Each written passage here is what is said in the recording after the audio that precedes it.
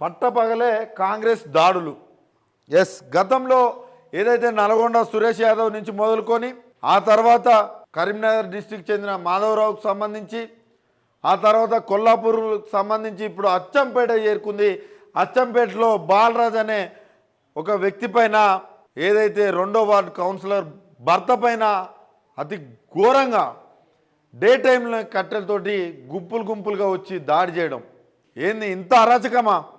కాంగ్రెస్ అధికారంలోకి రాగానే ప్రజలు అవపడట్లే పగుతూ ఆయన మాటలతోటి రెచ్చగొట్టడం. ఏదైతే మా కార్యకర్తలు తలుచుకుంటే అవతల పార్టీ వాళ్ళ చెడ్డీలు మిగులవు, అవతల పార్టీ వాళ్ళ పేగులు మెడకేసుకుంటా అని ఒక సీఎం హోదాలో ఉండి కాంగ్రెస్ కార్యకర్తలను ఏం చేయలేరు. ఆ రోజు అధికారంలో లేని రోజే మనం భయపడలే, ఈరోజు భయపడొద్దు అంటే ఇండికేషన్ ఏంది? మీరు ఏదైనా చేసుకోండినా ఇలా ఎన్ని రోజులు మీరు దాడులు చేస్తారు? రేపు మీకు అధికారం శాశ్వతం కాదని నేను పదే చెప్తున్నా. గతంలో కూడా చెప్పినాను, అధికారం ఎవరబ్బ సొత్తు కాదు. నువ్వు ఈరోజు అధికారంలో ఉన్నావు, నీకేం కాదు, నువ్వు నాయకుడిగా కూర్చుంటావు, రేపు ప్రతిపక్ష నాయకుడిగా కూర్చుంటావు. రేపు కార్యకర్తల పైన దాడి జరిగితే నీ ప్రాణం కాదు పోయేది, వాళ్ళ ప్రాణం. కొల్లాపూర్లో ఒక మాజీ సైనికుని ప్రాణం అయింది, అది నీ ప్రాణం కాదు కదా. రేపు వాళ్ళు కాంగ్రెస్ పార్టీ అధికారంలో కోల్పోతే తర్వాత అధికారంలోకి బీజేపీ బీఆర్ఎస్ వస్తే నీ కార్యకర్తల పైన దాడి జరుగుతుంది అని నీ పైన కాదు కదా. ఎందుకు ఈ రెచ్చగొట్టడం? నారాయణపేటకు సంబంధించి ఒక దళిత యువకుని పైన 30 మంది రెడ్లంట దాడి చేసిరంట. స్టేషన్కి పోతే తిరిగి వాళ్ళ ఫాదర్నే కొట్టిరంట. ఇంతకుముందే నాకు ఫోన్ చేసిండు, రేపు ఏదో ఎగ్జామ్ ఉందట, ఆ పిల్లోడిని అరెస్ట్ చేస్తారనే భయం కూడా ఆ పిల్లోడికి ఉన్నది.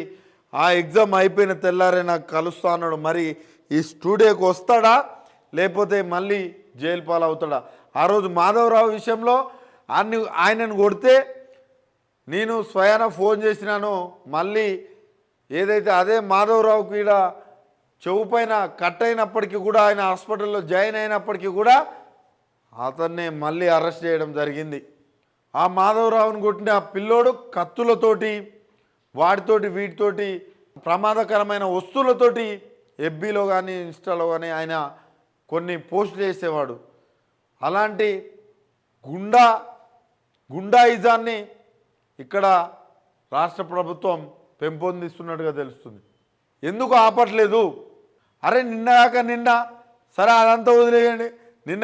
నిన్న ఎలక్షన్ డ్యూటీకి వస్తే టీచర్లు వాళ్ళకేదో రోజువారీ జీతంలో తక్కువ ఇచ్చినందుకు ప్రశ్నిస్తే పోలీసులు కొడతారా? ఇదా అరాచకం? ఇట్లా ఉంటుందా పోలీస్ వ్యవస్థ? అంటే ఎలా ఉండాలి? ఫ్రెండ్లీ పోలీసింగ్ అనేది ఎందుకు తీసుకొచ్చినారు? ఒక స్టేషన్కి వస్తే గౌరవం ఉండాలి అని చెప్పినారు, కానీ పోలీసుల వ్యవహారం అలా ఉంది. అంటే రాష్ట్ర ప్రభుత్వం ఏం చేస్తుంది? హోంశాఖ ఎవరి దగ్గర ఉంది? సీఎం దగ్గర ఉంది. విద్యాశాఖ ఎవరి దగ్గర ఉంది? సీఎం దగ్గర ఉంది. అటు విద్యార్థులు చనిపోతున్నారు, ఇటు పోలీసుల అరాచకం ఎక్కువైంది, మీ కార్యకర్తల అరాచకం ఎక్కువైంది. ఎన్నో రోజులు సాగదు ఇది. ప్రజలు తిరగబడతారు, తరిమి కూడా కొడతారు. ప్రజలు తిరగబడనంత వరకే మీవన్నీ ఆటలు. మీ ఆటలు కొనసాగేది ఎంతవరకు అంటే ఏదైతే ప్రజలు ఉన్నారో తెలంగాణ ప్రజలు వాళ్ళు తిరగబడినంత వరకే. విద్యార్థులను రోడ్డు మీద వదిలేసారు 46 జీవోకి సంబంధించి. వాళ్ళు చూపిస్తారు ఈ ఎమ్మెల్సీ ఎలక్షన్లో. కొంతమంది ఆ రోజు అధికార పార్టీ పైన విమర్శలు గుప్పించి ఆ తర్వాత ఆ విద్యార్థుల్ని దూషించిన వ్యక్తులకి నీ పార్టీలో టికెట్ వచ్చింది.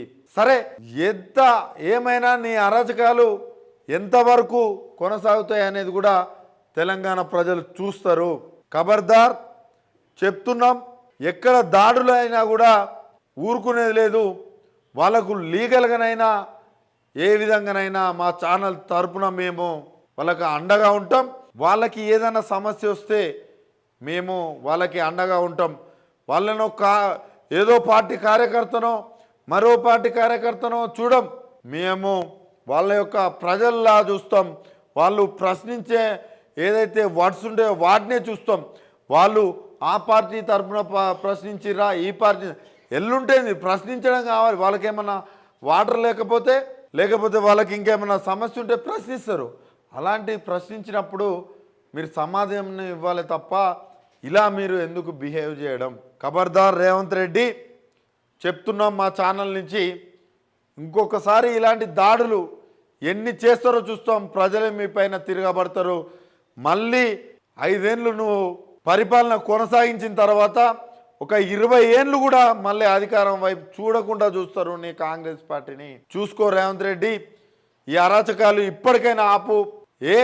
ఒక ముఖ్యమంత్రి హోదాలో ఉండి అలాంటి చేయకూడదని చెప్పవా, లేకపోతే చట్టపరమైన చర్యలు వాళ్ళ పైన తీసుకోవాలని ఆదేశించాలి కదా పోలీస్ శాఖను కూడా.